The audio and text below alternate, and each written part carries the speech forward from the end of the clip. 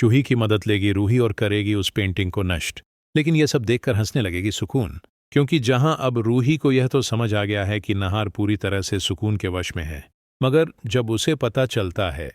कि नहार यह सब अपने होशोहवास में नहीं कर रहा,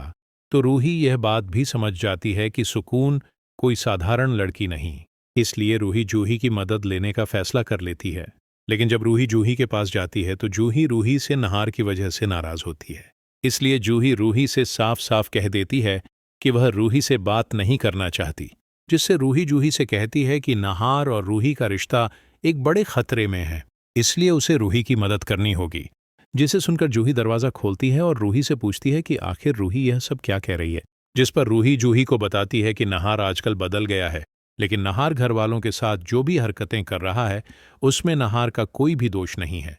बल्कि यह सब सुकून उससे करवा रही है। अब क्योंकि जूही भी कुछ दिनों से देख रही थी कि नहार सिर्फ सुकून के साथ ही समय बिताता है और घर वालों के साथ ठीक से पेश नहीं आता, इसीलिए जूही को रूही की बातों में सच्चाई नजर आती है, जिससे जूही रूही से कहती है कि अगर रूही का शक सही है तो वह रूही की मदद करने के लिए तैयार है। जिसके बाद रूही जूही को नहार के पास भेजती है, उससे यह जानने के लिए कि आखिर उसे हो क्या रहा है। मगर जब जूही नहार से कोई भी सवाल करती है तो नहार जूही पर भड़क जाता है और उसे अपने कमरे से जाने को कहता है, जिसे देखते हुए जूही रूही को सलाह देती है कि उन्हें सुकून से घर वालों के सामने उसके बारे में पूछना चाहिए, ताकि उन्हें पता चल सके कि आखिर वह आई कहाँ से है। इसलिए जब पूरे घर वाले खाना खा रहे होते हैं तो रूही सुकून से सवाल करती है, आखिर तुम्हारे घर में कौन कौन है और वह लोग क्या करते हैं? जिसे सुनकर सुकून की जुबान लड़खड़ाने लगती है, क्योंकि उसे समझ नहीं आता कि आखिर अब वह जूही को क्या जवाब दे।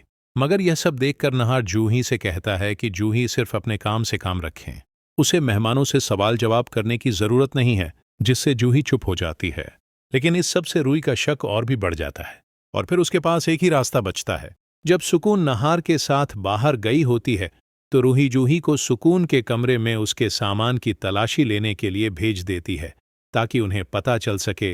कि आखिर सुकून का घर है कहाँ।